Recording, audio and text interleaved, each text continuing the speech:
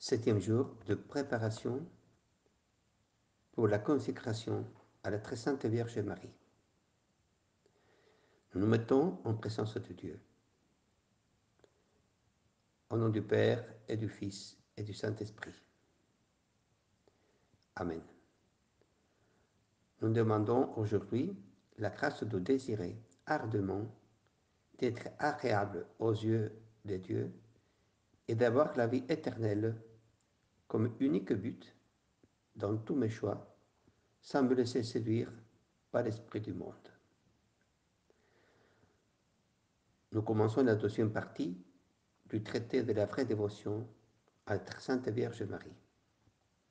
Nous allons lire les points 60 au 67, les fondements théologiques du culte à Marie. Salut Marie, ayant jusqu'ici dit quelque chose de la nécessité que nous avons de la dévotion à la très sainte Vierge, avant d'expliquer en quoi consiste cette dévotion, présente quelques vérités fondamentales qui donneront jour à cette grande et solide dévotion. Première vérité. Jésus-Christ, notre Sauveur, vrai Dieu et vrai homme, doit être la fin dernière de toutes nos autres dévotions. Autrement, elle serait fausse et trompeuse. Jésus-Christ est l'alpha et l'oméga, le commencement et la fin, nous rappelle le livre de l'Apocalypse, de toutes les choses. Et encore, dans les Actes des Apôtres, on peut lire « Il n'y a pas sous le ciel d'autre nom donné aux hommes par lequel nous devions être sauvés. » Et encore, Jésus lui-même nous dit que lorsque le sarment n'est plus uni à la vigne, il dessèche. On le ramasse et on le jette au feu. Mais au contraire, si nous demeurons en Jésus et Jésus en nous, alors nous n'avons rien à craindre. Si donc nous établissons la solide dévotion de la très sainte Vierge, ce n'est que pour établir plus parfaitement celle de Jésus-Christ. Ce n'est que pour donner un moyen aisé et assuré pour trouver Jésus-Christ. Si la dévotion à la Sainte Vierge éloignée de Jésus-Christ, il faudrait la rejeter comme une illusion du diable. Cette dévotion ne nous est nécessaire que pour trouver Jésus-Christ parfaitement et l'aimer tendrement et le servir fidèlement.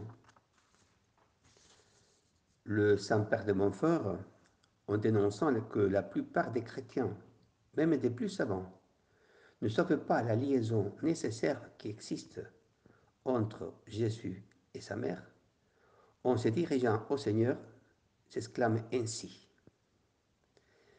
Elle vous est si intimement liée qu'on séparerait plutôt la lumière du soleil, la chaleur du feu. Je dis plus, on séparerait plutôt tous les anges et les saints de vous que la divine Marie, parce que vous aimez plus ardemment et vous glorifiez plus parfaitement que toutes vos autres créatures ensemble. Nombre de personnes, même parmi les catholiques, croient que porter les âmes à la dévotion à la très sainte Vierge Marie équivaut à ôter quelque chose à Jésus.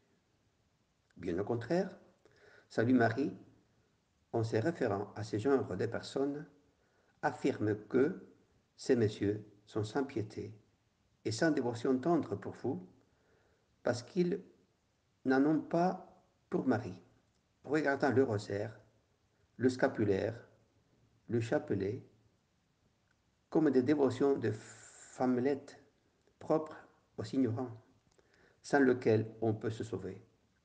Et s'il tombe en leurs mains quelque dévote à la Vierge qui récite son chapelet ou quelque autre pratique de dévotion envers elle, ils lui changeront bientôt l'esprit et le cœur.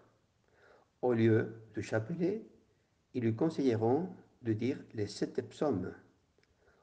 Au lieu de la dévotion à la Sainte Vierge, ils lui conseilleront la dévotion à Jésus-Christ.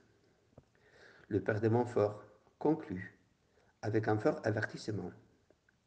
Qui ne présume pas recevoir la miséricorde de Dieu, celui qui offense sa sainte mère. Prions avec Saint Bernard. Souvenez-vous, ô très miséricordieuse Vierge Marie, qu'on n'a jamais entendu dire qu'aucun de ceux qui ont eu recours à votre protection, imploré votre assistance ou demandé votre intercession ait été abandonné. Animé de cette confiance, ô Vierge des Vierges, ô ma mère, je viens vers vous et gémissant sous le poids de mes péchés, je me prosterne à vos pieds. Ô Mère du Verbe incarné, ne méprisez pas mes prières, mais écoutez-les favorablement et daignez les exaucer. Litanie de l'humilité. Ô Jésus, doux et humble de cœur, rendez mon cœur semblable au vôtre.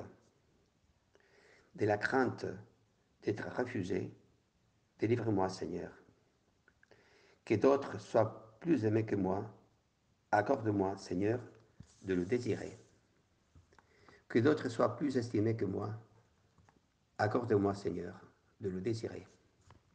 Que d'autres grandissent dans l'opinion et que je diminue, accorde-moi, Seigneur, de le désirer. Que d'autres soient loués et que je sois oublié, accordez-moi, Seigneur, de le désirer. Que d'autres soient employés et que je sois mis de côté, accorde-moi, Seigneur, de le désirer. Que d'autres soient préférés en tout, accorde-moi, Seigneur, de le désirer. Que d'autres soient plus saints que moi, pourvu que je le sois autant que je puis l'être. Accorde-moi, Seigneur, de le désirer. Ainsi soit-il. Vous pouvez lire ensuite la lecture suggérée de ce jour, Comment combattre l'ambiance mondaine du père Antoine Royo-Marin dans son ouvrage Théologie de la perfection chrétienne.